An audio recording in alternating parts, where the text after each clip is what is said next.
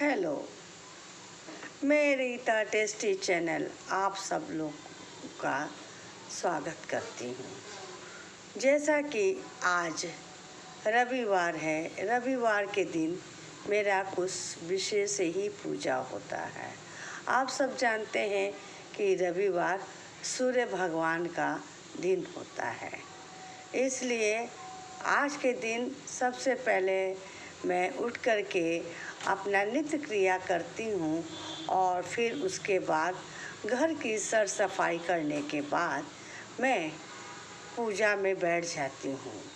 और एक लोटा जल में मैं पहले उसमें अक्षत, रोली और लाल फूल को तांबे के लोटे के अंदर डालती हूँ और उसके बाद अपने माला का 108 बार ओम नमः भास्कराय नमः का जाप करने के बाद मैं फिर पूजा याचना करने के बाद उस जल को मैं अपने तुलसा जी में डालती हूँ। मेरे को इतनी परम शांति मिलती है जिसका मैं आप सबसे वर्णन नहीं कर सकती हूँ। और जब तक मैं पूजा पाठ नहीं कर लेती हूँ, चाहे कितना ही देर क्यों ना हो जाए, मैं पूजा पाठ करने के बाद ही अब पानी पीती हूँ। ये मेरा डेली नित्य क्रिया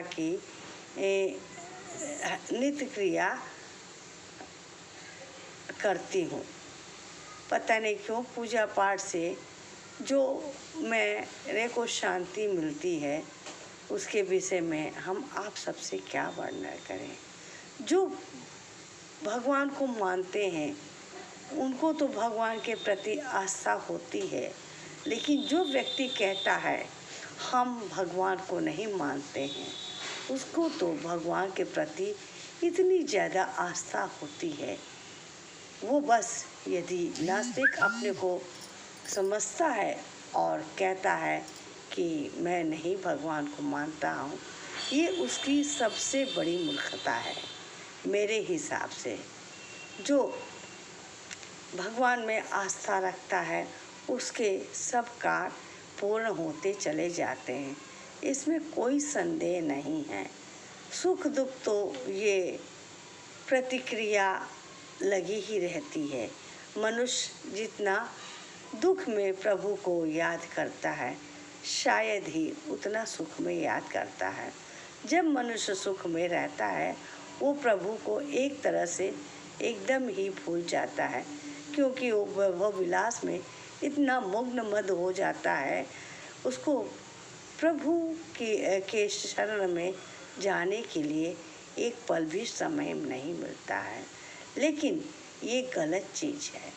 हमेशा प्रभु के शरण में रहना चाहिए, क्योंकि प्रभु ही एक ऐसी शक्ति है जो हमारे दुख में हमको शक्ति प्रदान करती है कि हम अपने दुख को सहने की क्षमता रखें।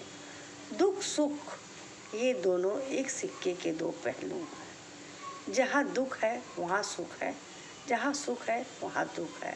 अगर ऐसा संसार में ना हो तो संसार का बहुत जल्दी ही सर्वनाश ही हो जाएगा, क्योंकि दुख में आने के बाद ही मनुष्य अपनी जो उसके अंदर घमंड है, जो अहंकार है, जो लोभ है, जो मोह माया है, इसका त्याग कर पाता है। इसलिए मैं आप सबको यही कहूँगी कि आप प्रभु के प्रति कम से कम सुबह शाम थोड़ा सा समय निकाल के किसी भी मंदिर में जाएं। यदि कहीं नहीं जा सकते हैं तो अपने घर के मंदिर में बैठ कर के प्रभु की याचना करें, प्रभु का स्मरण करें। आपको भी ऐसा लगेगा वाकई ये दुनिया में आज एक पत्ती भी हिल रही है, एक फूल भी खिल रहा है, तो उसमें प्रकृति की देन तो है ही है, लेकिन प्रभु का भी बहुत बड़ा हाथ है। 2 दिन अगर सूर्य नहीं निकलता है तो देखते हैं कैसा पूरा मौसम हो जाता है। सूर्य की में जो ऊर्जा होती है, क्या उस ऊर्जा को हम किसी और चीज़ से पा सकते हैं? आप चाहे कितना भी गरम घर में ताप बना लीजिए, लेकिन जो नेचुरल एनर्जी है वो तो हमको सूर्य के प्रकाश से ही मिलती है ना, इसमें तो कोई संशय नहीं है। रात अंधेरी होती है, लेकिन पूर्णिमा की रात का तो वर्णन करना ही मुश्किल है। पूर्णिमा की जो चाँद होती है उसके आगे सैकड़ों मोमबत्ती का प्रकाश तो फीका ही पड़ जाता है, क्योंकि चंद्रमा का प्रकाश के आगे सब प्रकाश धूमिल है। ये सब तो प्राकृतिक की देन है, इसमें तो कोई भी शंका नहीं है। ये जो दुर्गा जी की प्रतिमा आप लोग को दिखाई दे रही है, ये हमारी देवी हैं और इनमें मेरा अटूट विश्वास है। ये मेरे पिताजी के द्वारा दी गई प्रतिमा है। ऐसा लगता है ये माँ हमेशा हमारे साथ रहती हैं, हम मेरी रक्षा करती हैं। आप लोग से आग्रह करती हूँ और विनती करती हूँ, कुछ समय प्रभु के प्रति लगाइए, देखिए मन में कितनी शांति मिलेगी। इसमें कोई शंका नहीं, इसमें कोई संदेह नहीं है। इस सृष्टि की रचयिता करने वाला प्रभु के हाथ में है। वैज्ञानिक लोग भगवान को नहीं मानते हैं, डॉक्टर लोग भगवान को नहीं मानते हैं, लेकिन जब स्थिति किसी भी मरीज की बहुत ज़्यादा ख़राब हो जाती है तो अंत में डॉक्टर भी बोल देता है कि अब मेरे हाथ में कुछ भी नहीं है। ये ऊपर वाला ही जाने कहाँ चला जाता है विज्ञान, कहाँ चला जाता है औजार, कहाँ जाने जाते हैं वैज्ञानिक जो बहुत अपने तार्किक स्थिति पे बोलते हैं कि भगवान कुछ भी नहीं है। ऐसा नहीं है, कोई शक्ति जरूर दुनिया में है जो सबको शक्ति प्रदान करी है और जिसके द्वारा ही ये संसार चल रहा है। भाई हम तो आपसे यही कहेंगे, मेरा भगवान में अटूट विश्वास है और जब तक मैं इस संसार में जीवित रहूं, मेरा ये अटूट विश्वास भगवान के प्रति बना रहे। इससे ज़्यादा मैं और कुछ नहीं कहूँगी।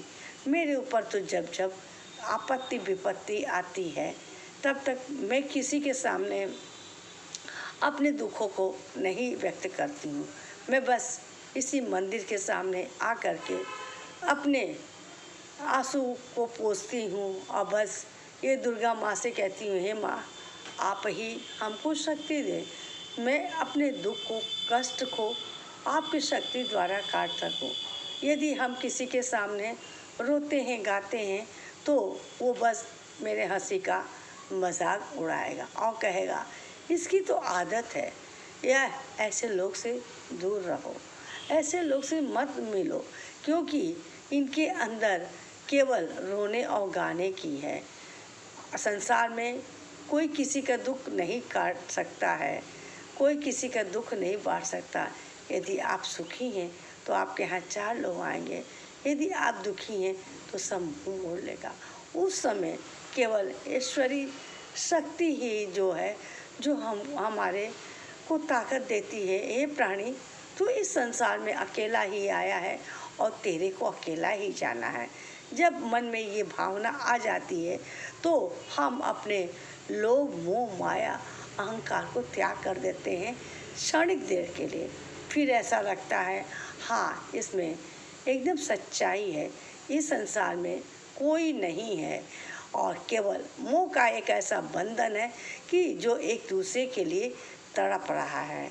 बस अंत में मैं यही कहूँगी, भगवान के प्रति आस्था रखते हुए 2 क्षणिक के लिए 2 मिनट के लिए भगवान के लिए आप लोग भी समय निकाल लें, इससे आप लोग को बहुत शांति मिलेगी।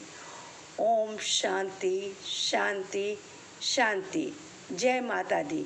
यदि मेरा चैनल आप सबको पसंद आए, ये वीडियो पसंद आए, तो मेरे रीता टेस्टी चैनल को सब्सक्राइब शेयर करने की कृपा करें और मेरे बेल आइकन को प्रेस कर दें, ताकि मैं जो भी कोई भी वीडियो डालूं तो आपके पास सबसे पहले पहुंचे। जय माता दी।